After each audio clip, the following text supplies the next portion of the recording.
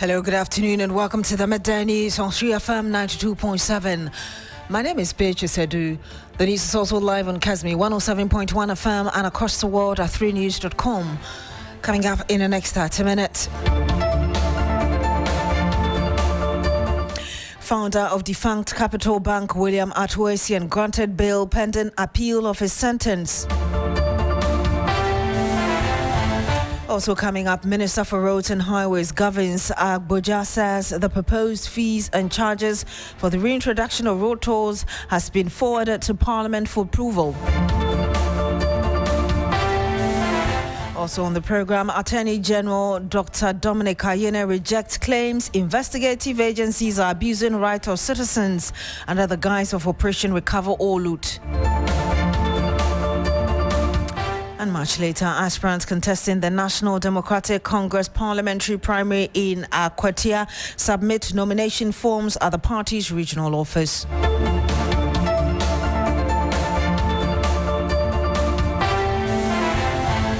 All of these plus more.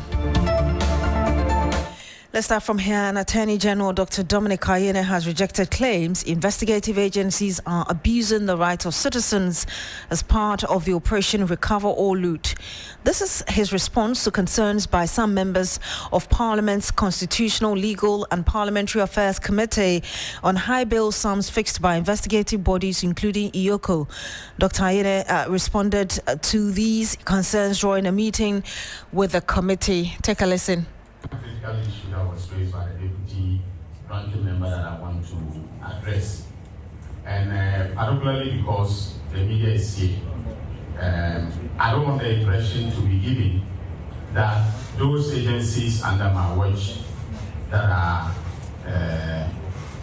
in charge of the fight against corruption are abusing the rights of our citizens. In fact, I'm sure the ranking member knows that I have a background in human rights litigation, public interest litigation, and I will be the last person to sit by idly for the rights of a person who has been arrested on suspicion of the commission of a crime, to be, dealt in a manner that violates the person's rights. When the Economic and Organized Crime office arrests somebody on suspicion of the commission of a crime and sets a bail, and usually there will be an outcry or uproar that the bail terms are huge. It is also because the monies they steal are also huge. If somebody on suspicion of commission of a crime is found to have embezzled government funds totaling 70 million, how do you expect bail to be set at 1 million? The purpose of bail is to ensure that the person is available to go to trial. All right? So if the bail term, and that if the person escapes the jurisdiction, the person leaves the jurisdiction, we should be able to rely on the bail bond to satisfy the part of what we think has been, let's say in the case of stealing, has been stolen. So if you steal 70 million and you expect bail of 1 million, you are not even being reasonable yourself. Okay, so that is where I know that the principle is that, and as you rightly quoted, Section 96, bail should not be used as punishment. Okay, but bail should also be set in a way that makes it possible to deter the persons who, have committed the offense from escaping from the jurisdiction. So I have always been informed about whatever bail conditions are being set by the Economic and Organized Crime, and I have taken responsibility for whatever they have done. I'm the Minister of Justice, and I take responsibility for the work of my agencies. I don't think that they are being unreasonable. I know the specific case you are talking about. I will be announcing the results of that investigation, and when people hear the amounts involved, they will understand that were not being unreasonable. So on that note, Mr. Chairman, I want to thank you and your committee for coming. And you heard that the Attorney General, Dominic Kayine. George Koenig is my colleague who monitored this for us. He joins us live on the phone. George, we understand the AG also with the Legal Aid Committee. What have they been saying? Okay, so for me, the challenges that have been outlined by Legal Aid Commission is very disheartening. The fact is there are lots of people that are not able to access legal services, and according to them, people that they engage their services are extremely poor. But the committee has ensured that they will make sure that these people who are not able to afford legal services to bring them justice to their doorsteps. And even the committee members of the committee, who are mostly lawyers, have also vowed to add their names to these lawyers who give pro bono services to persons like this. If they come to the office space, an office that can accommodate 2 people has been shared by more than 5 people. And there are lots of challenges bedeviling this very institution. And so all these challenges were outlined to ensure that some sort of agency will be given to them, because at the end of the day, justice delayed is justice denied is justice delayed, whatever it is. But yes, that is it. Concerns have been given, and then the committee has assured that they would ensure that they address these concerns of the commission. I'm currently in front of the building to just get fairer picture of what exactly it looks like, and it's very terrible. People here, lots of them here, coming to access their services, and so it tells you that yes, majority of people come here. And so if some sort of agency is not given to this very commission, it would have dire consequences, speeches. What else should we expect? Is the AG engaging more agencies? So we are actually engaging 3 people today, but I think because of time, we are just doing 2 according to the ranking member. But subsequent days, I'm sure they will engage more. So this, of course, is part of the oversight responsibilities to ensure that some of these concerns or challenges, the committee says they are aware of them, but they just want the agencies to just reoccur them and ensure they come through for them. So they are aware of these challenges. They just come here to get it rehash, and they actually get some of these. For instance, at the AG's place, for instance, the committee says they will ensure that bills of these institutions are passed, because at the end of the day, we want some sort of efficiency. So if these bills are passed promptly, or ensure that the justice delivery systems in Ghana are really improving upon. Thank you very much, George Koenig. He's my colleague following the Attorney General as he visits agencies and individuals. Now, Minister for Roads and Highways, Kwame Govins-Agboja, says the proposed fees and charges for the reintroduction of road tolls have been forwarded to Parliament for approval. The reintroduction of road tolls was a key campaign promise of the NDC, intended as a sustainable revenue source for road maintenance after the previous NPP administration abolished the policy. Speaking at the Government Accountability Series at the Jubilee House, the minister reviewed that 12 companies have so far submitted applications to participate in the proposed automated polling program. You all know that notice that prior to the previous government attempt to foist e-levy on the people of our country, they unilaterally decided to zero the collection of road tolls in our country.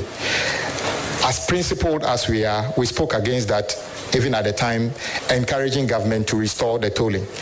They refused. They attempted to bring it back at the tail end of their regime. We were consistent and principled and asked them to bring it back. And indeed, prior to the election, we made it clear in our manifesto that we'll bring it back.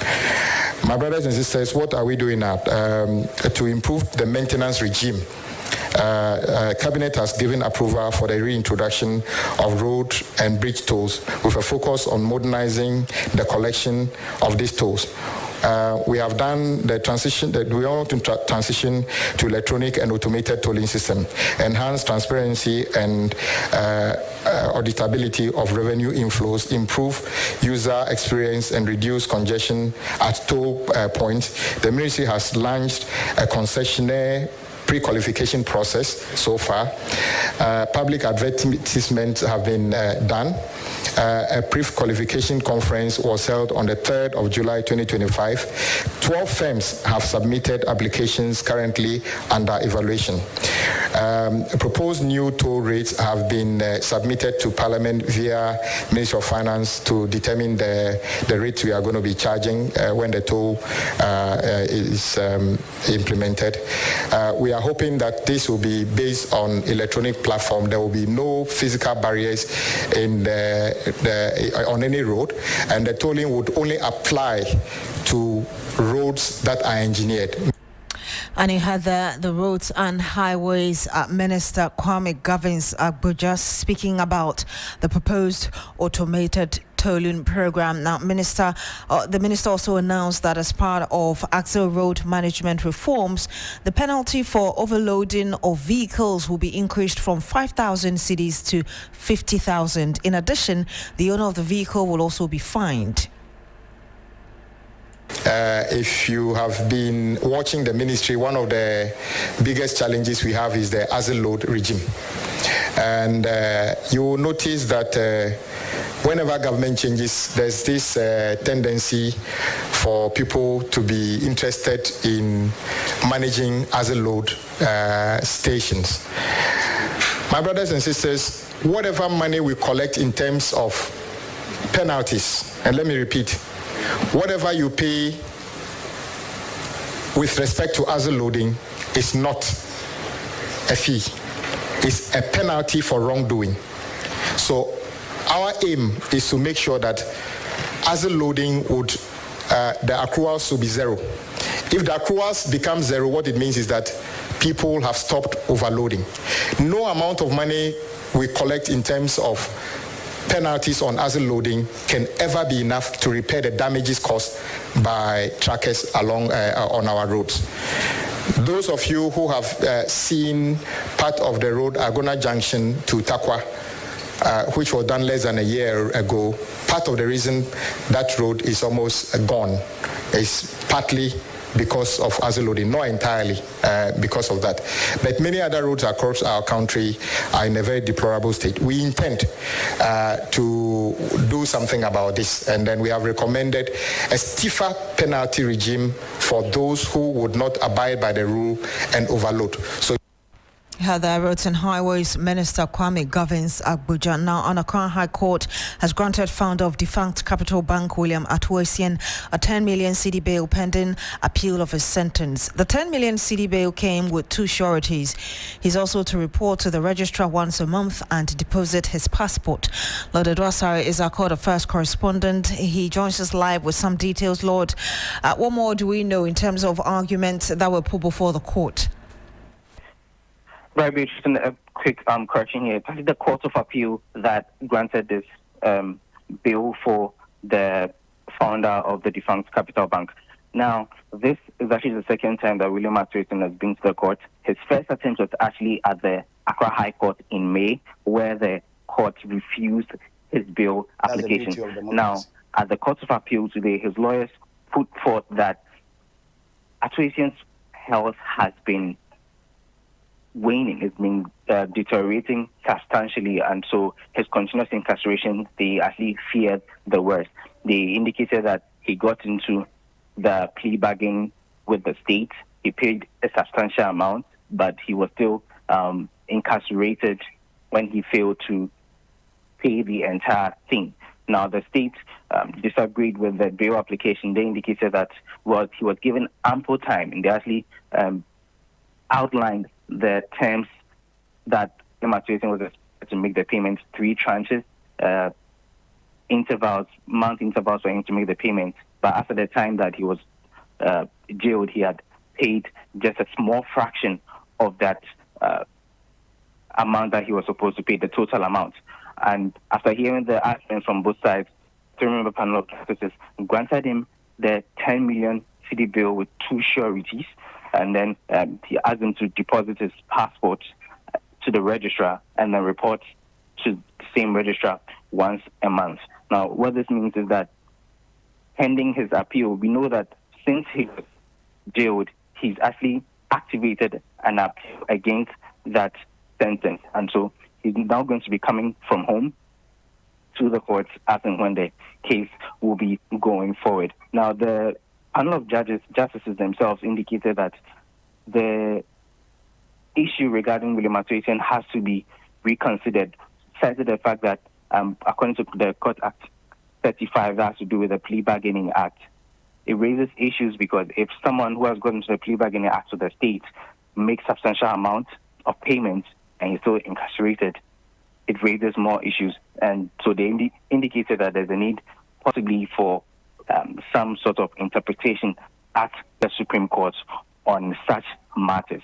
And so we'll see how things will unfold from this point because, and Beatrice, you'd recall that in the build-up to this, several stakeholders or actors have been calling for the release of William Atuation. It started with a media personality, Kuku Sintimita, and then there was the head of mission, ECOWAS John Abasu, made a strong point for the release of William Atuation, citing the fact that, and in all, there's a main agreement, the plea bargaining agreement with the state. He hasn't made any payments.